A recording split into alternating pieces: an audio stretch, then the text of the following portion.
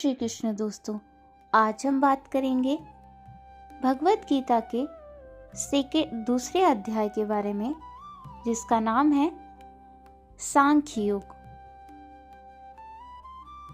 इस श्लोक में अर्जुन अपने सम्मुख उत्पन्न स्थिति का सामना करने में स्पष्ट रूप से अपनी असमर्थता को दोहराता है और युद्ध करने के लिए अपने कर्तव्य का पालन करने से मना कर देता है। तत्पश्चात वह औपचारिक रूप से श्री कृष्ण को अपना आध्यात्मिक गुरु बनाने और जिस स्थिति में वह स्वयं को पाता है उसका सामना करने के लिए उचित मार्गदर्शन प्रदान करने की प्रार्थना करता है। परम प्रभु उससे कहते हैं कि आत्मा जो शरीर के नष्ट होने पर भी नहीं मरती, के अमरत्व की शिक्षा देकर दिव्य ज्ञान प्रदान करते हैं। आत्मा एक जन्म से दूसरे जन्म में उसी प्रकार शरीर से परिवर्तित होती है जिस प्रकार से मनुष्य पुराने वस्त्र त्याग कर नए वस्त्र धारण करता है। इसके पश्चात श्री कृष्ण सामाजिक दायित्व के विषय की ओर आगे बढ़ते हैं। वे अर्जुन को स्मरण कराते हैं कि धर्म की मर्यादा हेतु योद्धा के रूप में युद्ध लड़ना उसका कर्तव्य है। वे स्पष्ट करते हैं कि किसी के द्वारा अपने नैतिक कर्तव्यों का पालन करना एक पुण्य का कार्य है जो स्वर्ग जाने का द्वार खोलेगा, किंतु कर्तव्यों से विमुख होने से केवल तिरस्कार और अपयश प्राप्त होगा। लौकिक स्तर पर अर्जुन को प्रेरित करने के पश्चात श्री कृष्ण गहनता के साथ कर्मयोग के ज्ञान पर प्रकाश डालते हैं। वे अर्जुन को फल की आसक्ति के बिना निष्काम कर्म करने की प्रेरणा देते हैं। फल की कामना से रहित कर्म करने वाले के विज्ञान को वो बुद्धि योग या बुद्धि का योग नाम देते हैं। बुद्धि का प्रयोग मन को कर्म फल की लालसा करने से रोकने के लिए करना चाहिए। इस चेतना के साथ संपन्न किए गए कर्म बंधन युक्त कर्मों से बंधन मुक्त कर्मों में परिवर्तित हो जाते हैं। अर्जुन दिव्य चेतना में स्थित मनुष्य के लक्षणों के संबंध में जानना चाहता है। श्री कृष्ण उसे बताते हैं कि किस प्रकार से दिव्य चेतना में स्थित होकर मनुष्य आसक्ति, भय और क्रोध से मुक्त हो जाता है और सभी परिस्थितियों में उसकी इंद्रियां उसके वश में हो जाती हैं और उसका मन सदा के लिए भगवान की भक्ति में तल्लीन हो जाता है। अब वे कर्मानुसार स्पष्ट करते हैं कि किस प्रकार से मानसिक संताप, काम वासना और लोभ विकसित होता है और किस प्रकार से इसका उन्मूलन किया जा सकता है। संजय ने कहा, करुणा से अभिभूत, मन से शोकाकुल और अश्रुओं से भरे नेत्रों वाले अर्जुन को देखकर श्री कृष्ण ने निम्न वर्णित शब्द कहे। परमात्मा श्री कृष्ण ने कहा, मेरे प्रिय अर्जुन, इस संकट की घड़ी में तुम्हारे भीतर यह विमोह कैसे उत्पन्न हुआ? ये सम्मानीय लोगों के अनुकूल नहीं है। इससे उच्च लोगों की प्राप्ति नहीं होती, अपितु अपयश प्राप्त होता है। हे पार्थ, अपने भीतर इस प्रकार की नपुंसकता का भाव लाना तुम्हें शोभा नहीं देता। हे शत्रु विजेता, हृदय की तुच्छ दुर्बलता का त्याग करो और युद्ध के लिए तैयार हो जाओ। अर्जुन ने कहा, हे मधुसूदन, हे शत्रु के दमन करता, मैं युद्ध भूमि में कैसे भीष्म और द्रोणाचार्य जैसे महापुरुषों पर वाहन चला सकता हूँ जो मेरे लिए परम पूजनीय है। ऐसे आदरणीय महापुरुष जो मेरे गुरुजन हैं को मारकर सुखपूर्वक जीवन व्यतीत करने की अपेक्षा तो भीख मांगकर इस संसार में जीवन निर्वाह करने से बेहतर है। हम यह भी नहीं जानते कि इस युद्ध का परिणाम हमारे लिए किस प्रकार के श्रेयस्कर होगा, उन पर विजय पाकर या उनसे पराजित होकर। यद्यपि उन्होंने धृतराष्ट्र का पक्ष लिया है और अब वे युद्ध भूमि में हमारे सम्मुख खड़े हैं, तथापि उनको मारकर हमारी जीवित रहने की कोई इच्छा नहीं होगी। मैं किकुर्थ विमूढ़ हो गया हूँ और गहन चिंता में डूबकर कायरता दिख रहा हूँ। मैं आपका शिष्य हूँ और आपके शरणागत हूँ। कृपया मुझे निश्चय ही यह उपदेश दें कि मेरा हित किसमें है, मुझे क्या करना चाहिए।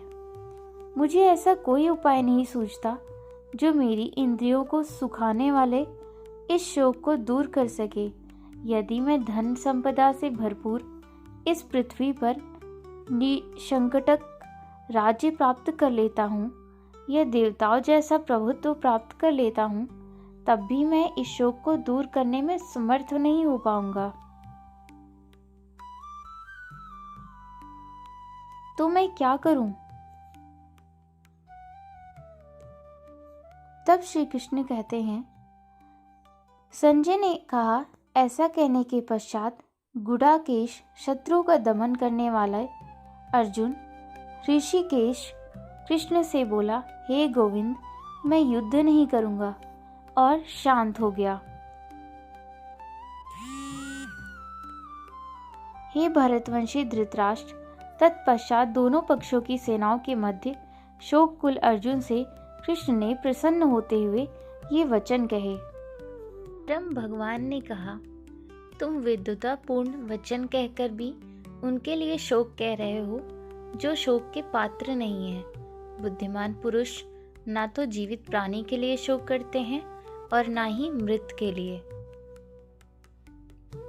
ऐसा कोई समय नहीं था कि जब मैं नहीं था या तुम नहीं थे और ये सभी राजा ना रहे हों, और ऐसा भी नहीं है कि भविष्य में हम सब नहीं रहेंगे। जैसे देहधारी आत्मा इस शरीर में बाल्यावस्था से तरुणावस्था और वृद्धावस्था की ओर निरंतर अग्रसर होती है, वैसे ही मृत्यु के समय आत्मा दूसरे शरीर में चली जाती है। बुद्धिमान मनुष्य ऐसे परिवर्तन से मोहित नहीं होते। हे कुंती पुत्र, इंद्रिय और उसके विषयों के संपर्क से उत्पन्न सुख तथा दुख का अनुभव क्षणभंगुर है। ये स्थायी न होकर सर्दी तथा गर्मी की ऋतुओं के आने जाने के समान है। हे भरतवंशी, मनुष्य को चाहिए कि वह विचलित हुए बिना उनको सहन करना सीखे। हे पुरुषों में श्रेष्ठ अर्जुन, जो मनुष्य सुख तथा दुख में विचलित नहीं होता और इन दोनों परिस्थितियों में स्थिर रहता है, वह वास्तव में मुक्ति का पात्र है। अनित्य शरीर का चिरस्थायित्व नहीं है और शाश्वत आत्मा का भी अंत नहीं होता। इन दोनों के प्रकृति के अध्ययन करने के पश्चात निकाले गए निष्कर्ष के आधार पर इस यथार्थ की पुष्टि की गई है। जो पूरे शरीर में व्याप्त है, उसे ही तुम अविनाशी समझो। उस अनश्वर आत्मा को नष्ट करने में कोई भी समर्थ नहीं है। केवल भौतिक शरीर ही नश्वर है और शरीर में व्याप्त आत्मा अविनाशी, अपरिमेय तथा शाश्वत है। अतः हे भरतवंशी, युद्ध करो। वह जो यह सोचता है कि आत्मा को मारा नहीं जा सकता या आत्मा मर सकती है, वो दोनों ही अज्ञानी है। वास्तव में आत्मा ना तो मरती है और ना ही उसे मारा जा सकता है। आत्मा का ना तो कोई जन्म होता है और ना ही मृत्यु होती है, और ना ही आत्मा किसी काल में जन्म लेती है और ना ही कभी मृत्यु को प्राप्त होती है। आत्मा अजन्मा, शाश्वत, अविनाशी और चिरनूतन है। शरीर का विनाश होने पर भी इसका विनाश नहीं होता है। हे पार्थ, वह जो यह जानता है कि आत्मा विनाशी, शाश्वत, अजन्मा और अपरिवर्तनीय है और किसी को कैसे मार सकता है या किसी की मृत्यु का कारण हो सकता है, जिस प्रकार से मनुष्य अपने फटे पुराने वस्त्रों का त्याग करके नए वस्त्र धारण करता है, उसी प्रकार मृत्यु होने पर आत्मा पुराने तथा व्यर्थ शरीर को त्याग कर नया शरीर धारण करती है। किसी भी शस्त्र द्वारा आत्मा के टुकड़े नहीं किए जा सकते। ना ही अग्नि आत्मा को जला सकती है और ना ही जल द्वारा उसे गीला किया जा सकता है और ना ही वायु इसे सुखा सकती है। आत्मा अखंडित है और अज्वलनशील है। इसे ना तो गीला किया जा सकता है और ना ही सुखाया जा सकता है। यह आत्मा शाश्वत, सर्वव्यापी, अपरिवर्तनीय, अचल और अनादि है। इस आत्मा को अदृश्य, अचिंतनीय और अपरिवर्तनशील कहा गया है। यह जानकर हमें शरीर के लिए शोक प्रकट नहीं करना चाहिए। यदि तुम सोचते हो कि आत्मा निरंतर जन्म लेती है और मरती है, तब ऐसी स्थिति में भी हे महाभाव अर्जुन, तुम्हें इस प्रकार से शोक नहीं करना चाहिए। जो जन्म लेता है उसका मृत्यु निश्चित है और मृत्यु के पश्चात पुनर्जन्म भी अवश्य भावी है। अतः तुम्हें अपरिहार्य के लिए शोक नहीं करना चाहिए। हे भरतवंशी, समस्त जीव जन्म से पूर्व अव्यक्त रहते हैं और जन्म होने पर व्यक्त हो जाते हैं और मृत्यु होने पर पुनः अव्यक्त हो जाते हैं। अतः ऐसे में शोक व्यक्त करने की क्या आवश्यकता है। कुछ लोग आत्मा को एक आश्चर्य के रूप में देखते हैं, कुछ लोग इसे आश्चर्य बताते हैं और कुछ इसे आश्चर्य के रूप में सुनते हैं, जबकि अन्य लोग इसके विषय में सुनकर भी कुछ समझ नहीं पाते। हे अर्जुन, शरीर में निवास करने वाली आत्मा अविनाशी है, इसलिए तुम्हें किसी प्राणी के लिए शोक नहीं करना चाहिए। इसके अलावा एक योद्धा के रूप में अपने कर्तव्य पर विचार करते हुए तुम्हें उसका त्याग नहीं करना चाहिए। वास्तव में योद्धा के लिए धर्म की रक्षा हेतु युद्ध करने के अतिरिक्त अन्य कोई विकल्प नहीं होता। हे पार्थ, वे क्षत्रिय भाग्यशाली होते हैं जिन्हें बिना इच्छा किए धर्म की रक्षा हेतु युद्ध के ऐसे अवसर प्राप्त होते हैं जिसके कारण उनके लिए स्वर्ग के द्वार खुल जाते हैं। यदि फिर भी तुम इस धर्म युद्ध का सामना नहीं करना चाहते, तब तुम्हें निश्चित रूप से अपने सामाजिक कर्तव्यों की उपेक्षा करने का पाप लगेगा और तुम अपनी प्रतिष्ठा खो दोगे। लोग तुम्हें कायर और भगोड़ा कहते हैं। एक प्रतिष्ठित व्यक्ति के लिए अपमान मृत्यु से भी बदतर है। जिन महान योद्धाओं ने तुम्हारे नाम और यश की सराहना की है, वे सब यह सोचेंगे तुम भय के कारण युद्ध भूमि से भाग गए और उनकी दृष्टि में तुम अपना सम्मान गंवा दोगे।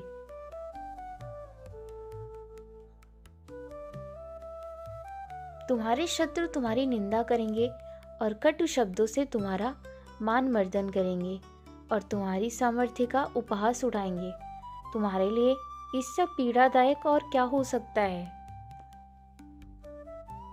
हे कुंती पुत्र, यदि तुम युद्ध करते हो या फिर तो तुम मारे जाओगे और स्वर्गलोक प्राप्त करोगे या विजयी होने पर पृथ्वी के साम्राज्य का सुख भोगोगे। इसलिए हे कुंती पुत्र, उठो और दृढ़ संकल्प के साथ युद्ध करो। कर्तव्य पालन हेतु युद्ध करो। युद्ध से मिलने वाले सुख दुख, लाभ हानि को समान समझो। यदि तुम इस प्रकार अपने दायित्वों का निर्वहन करोगे, तब तुम्हें कोई पाप नहीं लगेगा। अब तक मैंने तुम्हें सांख्य योग या आत्मा की प्रकृति के संबंध में विश्लेषिक ज्ञान से अवगत कराया है। अब मैं क्योंकि बुद्धि योग या ज्ञान योग प्रकट कर रहा हूँ, हे पार्थ उसे सुने। जब तुम्हें ऐसे ज्ञान के साथ कर्म करोगे, तब कर्मों के बंधन से स्वयं को मुक्त कर पाओगे। इस चेतनावस्था में कर्म करने से किसी प्रकार की हानि या प्रतिकूल परिणाम प्राप्त नहीं होते, अपितु इस प्रकार से किया गया अल्प प्रयास भी बड़े से बड़े भय से हमारी रक्षा करता है। हे कुरुवंशी, जो इस मार्ग का अनुसरण करते हैं, उनकी बुद्धि निश्चयात्मक होती है और उनका एकमात्र लक्ष्य होता है। लेकिन जो मनुष्य संकल्पहीन होते हैं, उनकी बुद्धि अनेक शाखाओं से विभक्त रहती है। अल्पयज्ञ मनुष्य वेदों के अलंकारिक शब्दों पर अत्यधिक आसक्त होते हैं, जो स्वर्गलोक का सुख भोगने के प्रयोजनार्थ दिखावटी कर्मकांड करने की अनुशंसा करते हैं, और जो यह मानते हैं कि इन वेदों में कोई उच्च सिद्धांतों का वर्णन नहीं किया गया है, वे वेदों के केवल उन्हीं खंडों की महिमा मंडित करते हैं जो उनकी इंद्रियों का तृप्त करते हैं, और वे उत्तम जन्म, ऐश्वर्य, इंद्रिय तृप्त और स्वर्गलोक की प्राप्ति के लिए अंडमर युक्त कर्मकांडों के पालन में लगे रहते हैं। सांसारिक सुखों में मन की गहन आसक्ति के साथ उनकी बुद्धि ऐसी वस्तुओं में मोहित रहती है, इसलिए वे भगवत प्राप्ति के मार्ग पर अग्रसर होने के हेतु दृढ़ संकल्प लेने में असमर्थ होते हैं। वेदों में प्रकृति के 3 गुणों का वर्णन मिलता है। हे अर्जुन, प्रकृति के इन गुणों से ऊपर उठकर विशुद्ध आध्यात्मिक चेतना में स्थित हो जाओ। परम सत्य में स्थित होकर सभी प्रकार के द्वैतों से स्वयं को मुक्त करते हुए भौतिक लाभ, हानि और सुरक्षा की चिंता किए बिना आत्मलीन हो जाओ। जैसे ही छोटे जलकूप का समस्त कार्य सहजता से सभी प्रकार से विशाल जलाशय से तत्काल पूर्ण हो जाता है, उसी प्रकार समान रूप से परम सत्य को जानने वाले वेदों के सभी प्रयोजन को पूर्ण करते हैं। तुम्हें अपने निश्चित कर्मों का पालन करने का अधिकार है, लेकिन तुम अपने कर्मों का पालन प्राप्त करने के अधिकारी नहीं हो। तुम स्वयं को अपने कर्मों के फलों का कारण मत मानो और ना ही अकर्मा रहने में आसक्ति रखो। हे अर्जुन, सफलता और असफलता की आसक्ति को त्याग कर तुम दृढ़ता से अपने कर्तव्य का पालन करो। यही संभाव योग कहलाता है।